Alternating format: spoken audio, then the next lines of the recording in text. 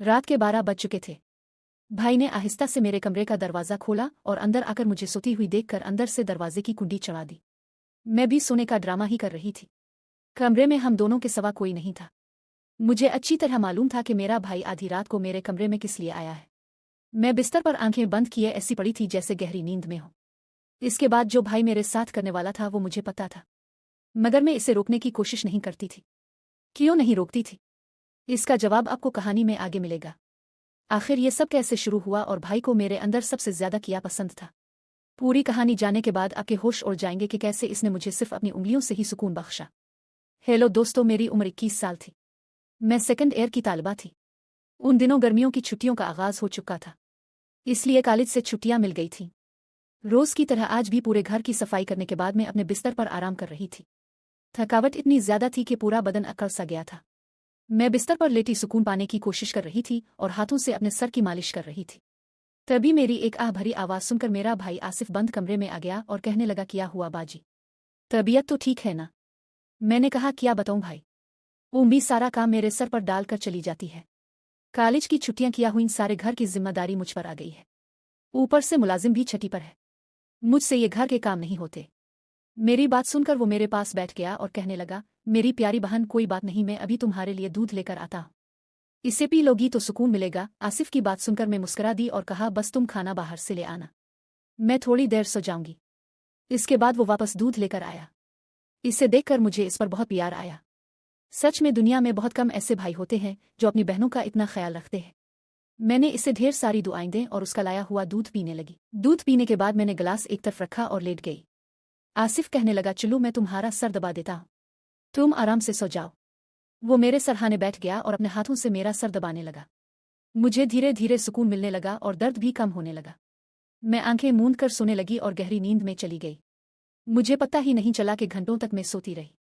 मेरी आंख उम्मी की आवाज से खिली। मैं हड़बड़ा कर उठी। सर बुरी तरह बोझल हो रहा था। घड़ी पर नजर डाली तो रात के 9 बज रहे थे। मुझे एकदम झटका सा लगा। बड़ी अजीब बात थी कि अबू ऑफिस से वापस आ चुके थे। शायद थकावट की वजह से मुझे वक्त का एहसास ही नहीं हुआ। जैसे ही उठकर 2 कदम चली मुझे चक्कर आ गए। आंखों के सामने अंधेरा छा गया। अगर दीवार का सहारा ना लिया होता तो यकीनन गिर जाती। फ्रेश होकर बाहर आई तो देखा खाने की टेबल पर सब मेरा ही इंतजार कर रहे थे। मैं जाकर आराम से कुर्सी पर बैठ गई। आसिफ मुझे देखकर मेरी प्लेट में खाना डालने लगा। फिर उम्मी से कहने लगा, उम्मी, अनु पर काम का बोझ थोड़ा कम डाला करे। अगर अनु नहीं आ रही तो इसकी जगह किसी और को रख ले। ये बेचारी सारा दिन काम करके थक जाती है। देखें तो इसकी रंगत भी पीली पड़ चुकी है। मेरी हालत वाकई खराब हो चुकी थी। मैं बहुत थकी हुई महसूस कर रही थी। उम्मी और अबू दोनों ही जॉब करते थे क्योंकि सिर्फ अबू की नौकरी से घर चलाना मुश्किल था। ऊपर से हमारी पढ़ाई के खर्चे भी कुछ कम नहीं थे। इसलिए उम्मी भी इसी कंपनी में काम करती थी जहां अबू नौकरी करते थे।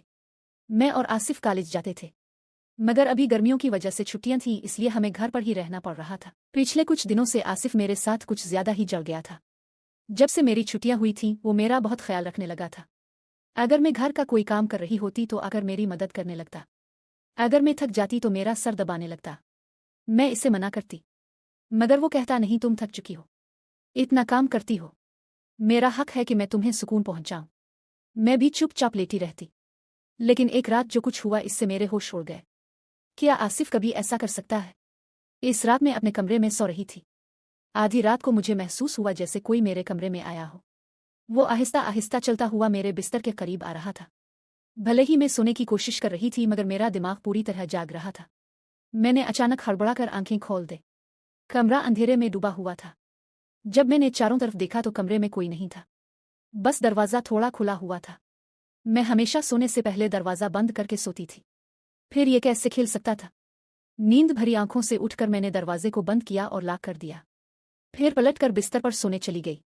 मेरी आंखें बंद होते ही एक बार फिर मुझे किसी के चलने की आहट सुनाई दी, जैसे कोई मेरे बिस्तर के पास बैठ रहा हो। ऐसा लगा जैसे कोई अपना हाथ मेरी तरफ बढ़ा रहा हो। डरते हुए मैंने पलट कर देखा, मगर वहां कोई नहीं था। घबराहट के मारे मेरी सांसें तेज हो गई थीं। मैंने फौरन उठकर कमरे की लाइट ऑन की, दरवाज़ा खोलकर बाहर भी देखा, मगर वहां भी कोई नहीं था। आज से पहले ऐसा कभी नहीं हुआ था जो अब हो रहा था।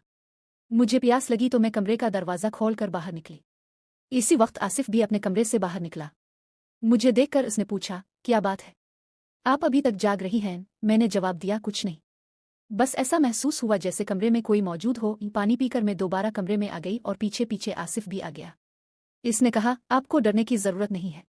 अगर आपको डर लग रहा है तो मैं आपके पास सो जाता हूँ। मैंने इसे मना करते हुए कहा, नहीं, तुम्हें अपनी नींद खराब करने की जरूरत नहीं है। तुम अपने कमरे में जाकर सो जाओ। मगर वो जिद करने लगा। मैं आपको अकेले किसी भी हाल में नहीं छोड़ सकता। आपकी तबीयत खराब हो सकती है। मैं आपको तकलीफ में नहीं देख सकता। आप सो जाएं। मैं यहीं सो जाता हूँ। आखिरकार मैं बेड पर जाकर सो गई। इसने तकिया उठाया और सोफे पर रख कर वहीं सो गया। इस रात मुझे ऐसा महसूस हुआ जैसे कोई मेरे सरहाने बैठकर मुझे बहुत देर तक देखता रहा हो। इसने मेरे बालों को सहलाया, मेरे चेहरे पर उंगलियां फेरी और मैं सुकून से सोती रही। ये सब मुझे एक ख्वाब जैसा लग रहा था। अगले सुबह जब मैं उठी तो मेरा मूड बड़ा अजीब था। मगर जब मैंने अपने भाई पर गौर किया तो मैं हैरान रह गई। शुक्र था कि मैंने अपने जिस्म को दुपट्टे से ढक रखा था।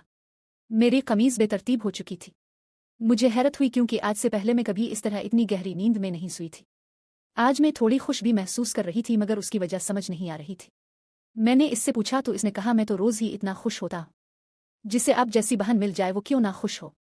घर के सारे काम निपटा कर जब मैं बैठी तो आसिफ तेल लेकर मेरे पास आ गया। कहने लगा, अनु बाजी, अपने बाल खोल लीजिए, मैं आपके सर में मालिश कर देता हूँ। मुझे इसकी हरकतें अजीब लगने लगे। मैंने कहा, यह तुम्हारा काम नहीं है। जाओ अपने दोस्तों के साथ घूमो फिरो, मुझे मालिश की जरूरत नहीं है। मगर इसने मेरी बात नहीं मानी और खुद ही मेरे बालों से कैचर उतारते हुए कहने लगा, आप नखरे मत किया करें।